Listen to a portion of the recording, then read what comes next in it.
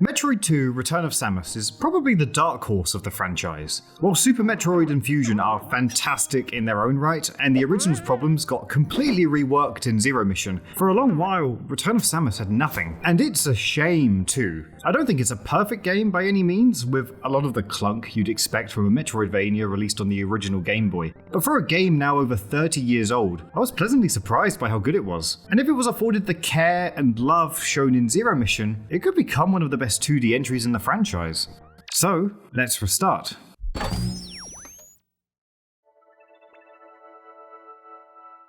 Metroid Samus Returns is a 2017 3DS title designed to take the original Metroid 2 and put a modern spin on it. And this game, it was a long time coming. The last 2D Metroid game that was released was Zero Mission back in 2004, an original Metroid game being released in even more distant 2002. And while a bunch of great 3D Metroid games and other M were released at that time, for the 2D side, beyond a fan game dedicated to the original being repeatedly stifled by Nintendo, and the quiet rumors of a game that never would ever get released, there was nothing. That was until the 2017 E3, when Nintendo decided to drop a proverbial power bomb on us Samus simps. Not only was this the year where they dropped the fucking 4 on audiences, but following the direct at the Nintendo Treehouse Event, they also went, also, we're releasing a remake of Metroid 2, so, yeah.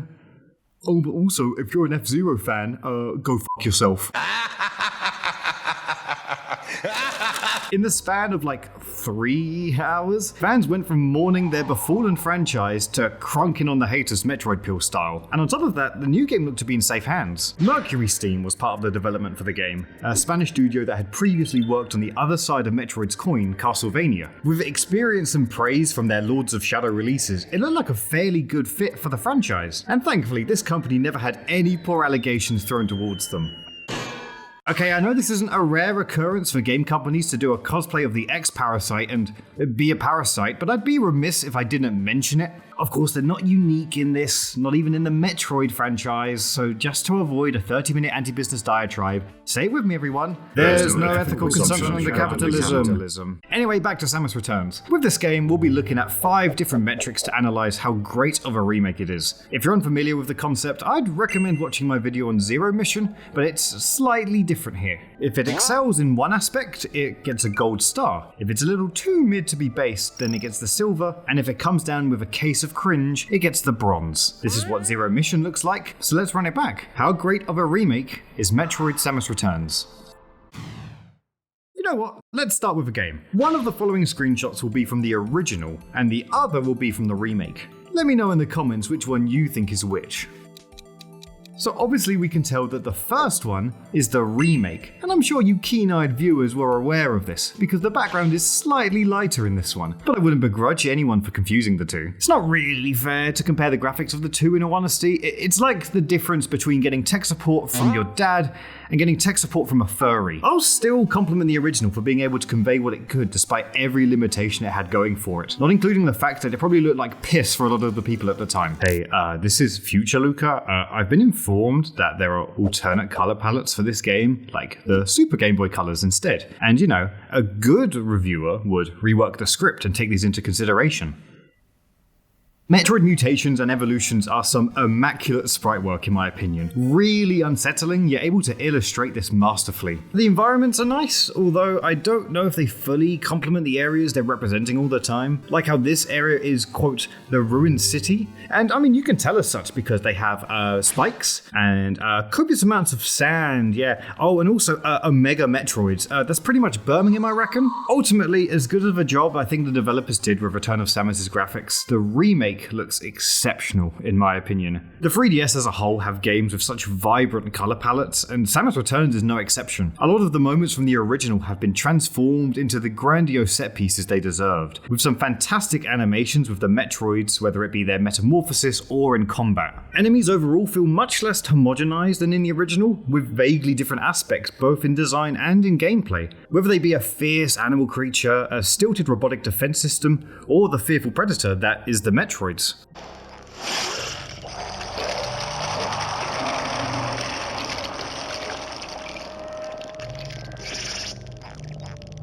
with a lot of the settings in Return of Samus merging into one another and exacerbating the already confusing layouts. Clearer and distinguished environments in Samus Returns gives the player a lot more sense in their bearings, whilst differentiating each area you move from and between. Like for instance, Area 3, it plays on the world building of the Chozos and gives a better sense of scope back to the overall narrative of Samus. Meanwhile, places like Area 5 have a marshy jungle aesthetic, much more ingrained with a wilderness vibe. It's overall a massive glow up of the game, and though I do have one issue I'll touch on, I think that the graphical upheaval in Samus Returns is one of the best. The soundtrack is equally excellent in its own right. The original is much more stripped back, and it chooses its spots for backing tracks when needed. Sometimes there's a score to accompany the player, other times there's a bleak silence occasionally interrupted with vague and confusing noises, which gives the whole sense of a windswept and foregone world. The only issue I really had with the original comes down to the Game Boy's hardware, as the synthesizer used for creating the tracks make them feel a little more shallow and weaker than it could. And what's amazing about that sentence I said is that it's completely unverified. Is it true? Did I make it up? This is Schrodinger's YouTube video now. In fact, this isn't even a YouTube video, this is a live stream on Kick. I'm live streaming on Kick right now. I'm streaming porn on Kick right now. Samus Returns realizes this soundtrack a lot more. The initial track as you begin the game on the surface of SR388 captures the ambient mystique and underlying dread of the adventure, whilst later on the remake remastered some of the iconic songs from the original.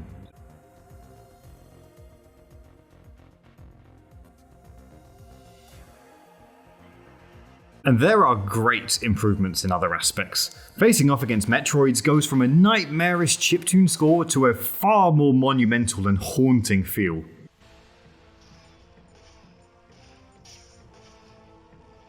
I could go on, but I think you get the idea. It's good. Overall, I have a lot of time for the remake's presentation over the original. It feels like a natural progression to what the game would have been like if it was just made 30 years following the original. However, there is a small problem I think I have with the overall presentation. And it's not to do with anything directly with the remake, I think it's to do with how it transformed the original. Return of Samus, despite being played on a brick covered in piss, is able to elicit an unnerving atmosphere that I don't think Samus Returns completely matches. I know the environments are that of the West Midlands, and the age of the game has caught up to it quite a lot, but I really appreciate how desolate SR388 feels. The emptiness of the tracks as you descend further into the caverns takes a minimalist approach and executes it masterfully. Intentionally or otherwise, traversing through SR388 felt a bit more uncomfortable in the original, and that's genuinely a good thing in my opinion. It's understandable why the development of Samus Returns would take a different approach, but it's something that I'll touch on again later. Nonetheless, while I take some umbrage with the transition, it would be wrong to suggest the presentation of the new game is anything less than a gold star. You know, I really like Zero Mission, a lot actually, but the game's a bit on the short side. It's my one major criticism with the game, but if that's anything to go by, I wonder how long Samus Returns will be. Like, I don't know, Metroid 2 is also quite short, so I don't know how long Samus Returns will be. I don't know, 4 hours? 5 at a push? Yo, what the fuck? Samus Returns it's definitely not Zero Mission, I can give it that much. There's a lot of new content here, so let's try and get through this as swiftly as I can. The general base layer the original game crafts for its world is more loosely defined in Samus Returns. Zero Mission takes a lot of familiar elements from the original, along with weaving in parts of Super as well. Meanwhile, I think a lot more creative liberties are taken in the 3DS entry. Like, if you squint and stare at certain points, you can definitely recall a degree of familiarity from Return of Samus. So it's not as if the game is a completely different title with the remake moniker. It's just, you know, a majority of it. The world feels far bigger and more dangerous. Previously sizable areas where you had to find and hunt for the Metroid now feel gigantic, with a multitude of rooms, open areas, elevators, and teleport stations to assist in covering every crevice in an area. Safe rooms were first introduced in Return of Samus, and here the more familiar ammo and health replenishing stations are included, both of which are a welcome addition. Generally speaking, the cavern areas in Return of Samus were connectors between more significant places with nothing more. Also in the game, the progression just sort of occurs. I don't know why a Category 7 earthquake only happens when I murder 6 alien blobs, or why sometimes it happens when I kill one, locking me in the previous area to kill another one to then be permitted to leave. Samus Returns fills in the gaps considerably. The connecting caverns now feel more befitting with their dingy and unwelcoming vibe, expanding the scope of the game a lot. Rather than moving between areas from what can only be considered happenstance,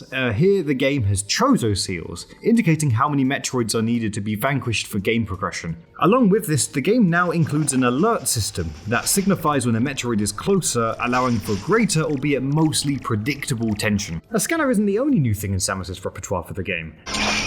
Samus now has the opportunity to parry enemies given a prompt of them attacking you, which completely changes the dynamics of combat in this game. Any enemy, no matter the size, will have a window for you to parry, which allows for big damage in a small window of time at the risk of misjudging the timing and taking damage. It's much closer to Mercury Steam's wheelhouse, as they use this in their Castlevania games, and by implementing it in Samus Returns, the game's pace feels so much swifter than prior. I'll leave most of the point on parrying when discussing the negatives of the original, but I will say that in a vacuum, I really like how it works here. The risk-reward system in and of itself expands on the options when in combat, and by god, that reward feels amazing when you put it off against a Metroid. A sweet scripted segment to light them up as a well done to the gamers for having played Rhythm Paradise like the absolute chad you are. On top of these things, a few of the more current power-ups make an appearance in the game, or older ones are improved somewhat. In the original, the type of shooter beam you had was just that. You could cycle between different ones if you wanted, but it can lead to awkward situations. For example, you can only beat the final section if you had the ice beam, but by this point in the game, you likely had the plasma or the spazer,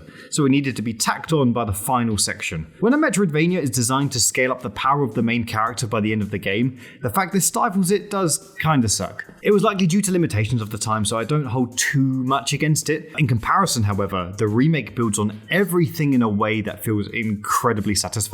Every damaging beam stacks on top of each other, barring the freeze beam. Instead, you cycle onto it on the bottom screen. Also, the grappling beam makes its appearance, often used in limited cases, but it is a nice inclusion that compounds on Samus's traversal and abilities. And if that's still not enough for you, then fortunately this game has one more set of upgrades for you. The game adds an entirely new gauge called Aeon, which gives Samus 4 different abilities throughout: a scan pulse, lightning armor, beam burst, and phase drift. The first I'll touch on later, but for now, the lightning armor is a great layer of defense that got me out of a few sticky situations, the beam burst is a fun feeling of overkill, and the phase drift I never really used until it was necessary for progression, though I enjoyed the concept. All of them are a great inclusion, and Samus Returns powers up the protagonist profusely. The last point for this section I'll touch on is the enemies. With the parry system, each one has their own style of attacking, instead of trundling along like all of them did in the original. And so smaller enemies have more dimension now. The same goes for the Metroid stages, all of which distinguish between each evolution with different attack patterns and styles that make you feel super valiant when you overcome them. But there is a new boss in the game too, Diggernaut, an ancient robot that appears a few times to over Samus. Not gonna lie, I didn't really vibe with the escape sections, because trying to use the 3DS as a controller has crippled my ability to do anything. Like seriously guys, I'm being dead serious. This is a picture of my fingers right now. How the f am I gonna edit this video? I can't do anymore. This is my last video ever guys. I'm going now. Goodbye. It's a bit finicky at points, and that makes platforming under pressure a touch more troublesome than if it was with a proper controller. And the actual battle with Diggernaut though? I really liked it. Lots of different attacks to learn to beat, lots of ways it can mess you up quickly, and defeating it felt super triumphant. I felt the same way with the Queen Metroid, an arduous affair that took me a few tries to succeed at, but felt sick to master and overcome. It's a great final boss to the game. Aw, what a cute little baby Metroid to help me get out too. How quaint. Oh look, there's a save station. I get to save after beating the final boss. That's rather jubilant, isn't it? Considering the game is over, I get to backtrack if I wanted to. And hey, how great! A health and ammo station. I mean, it seems a little unnecessary considering the game is over, but it's a nice little victory lap to enjoy the fact that we are done on SR388. There's a secret final boss, isn't there? Oh my goodness, Ridley from the Metroid franchise is the secret final boss and it's beating the shit out of me. I'm in agony. Okay, we'll come back to that. All in all, there's a smorgasbord of fantastic new additions in the game that have only served to improve it. A larger world to explore, a better arsenal for the player to enjoy, and enemies that give off a far more formidable front. It wouldn't be right to give the new content anything other than a gold star. It's pivotal for a remake to take away what makes the original bad, and in the case of Return of Samus, I didn't really have a whole lot about it that I disliked. One moderate issue I had is that every enemy that wasn't a Metroid were more or less mild inconveniences, and even then most Metroid fights felt less like a tribulation and more like I just mashed the controller until I win. But my biggest issues with the original had to be its crypticness and clunkiness, both of which are more just symptoms of the time than game specific. However, having played the game again for this video, good lord, I was quite nice in my original, and it's not terrible at all by any means, it's just super old. And as we can all agree, old people suck. The pacing is pretty all over the place, with no real guide or direction or even like landmarks. It's very rough around the edges to say the least. Also, just because this stuck out to me, but one thing I love, right, is when you have the final 3 Metroids beyond the Queen to face, okay? But because they're in an area where there's barely any enemies and no ways to replenish your missiles quickly and easily, you have to backtrack all the way to Birmingham, the ruined city, and waste your goddamn time because the game didn't design around this, and their solution is, f you. Thankfully, I only hold grudges as much as I don't upload videos, but just major oversights like this really sticks in your craw when you play it again. Samus Returns, in stark contrast, took these issues and did a masterful job of fixing almost every aspect I took issue with. Firstly, enemies in this game have all been buffed to make moments outside of the Metroid fights actually entertaining. Largely speaking, in Return of Samus, they take a few shots, maybe take away 4 of your health at most, become unalive, and perhaps drop a missile or 2 if you're lucky. In the remake, they do significantly more damage to Samus, and that scales throughout the entirety of the game. There isn't fully a moment where they can't put up at least a good fight if you're not ready for them, and putting the player on edge throughout by doing so amplifies the tension really well. On the other hand, with the implementation of the parry, there's a window where you can absolutely rinse any enemy. And once you do, they drop a lot more than they ever used to in the original games. Nothing can be underestimated, but by that same token, every enemy has an option to be countered, whilst giving the player endless spoils to prevent obnoxious situations that the original had from coming to fruition. Second, the clunkiness of the game is a pretty clear-cut difference. Rebuilding the world to utilize the newer elements like the grappling hook and the Aeon gauge has led to much more precise movements and what feels like a tighter world to platform around. Samus understandably feels a bit heavy to play with in the older games, likely because she's having to haul around a big and clunky suit that somehow shrinks into a ball. In the newer games, she feels much lighter and more streamlined, and Samus Returns is no exception. Anytime I did poor jumping or platforming, it felt like it was entirely my fault. Whereas in the original, the tendency to undershoot comes from struggling to gauge how much depth you have with your movements. The increased maneuverability and options within the game made the whole experience feel dynamic, yet the world never faltered under the newfound pressures. If anything, they complemented it for a superior experience. And lastly, the crypticness and labyrinth nature of the original has been solved with a wonderful tier system of guides for the player, each varying in the degree of how much it shows you. The bottom tier of just needing a metaphorical compass comes in the world map. The bottom screen on the 3DS displays where you are at all times and can give the player some strong context clues on where and what to do. There will be keys on the map to signify what kind of doors there were previously, if there's an item in hiding, as well as the discreet yet ever useful feature of the outline of the map signifying if there's more than meets the eye. It's overall a fantastic resource, along with being able to mark areas for an easy reference. But let's say that's not good enough for you, and in spite of all the help it gives, you're still stuck. This is definitely not me. Of course, I'd never get stuck in a Metroid game, but just assuming you're not me, one of the newest inclusions to the game is the scanner function.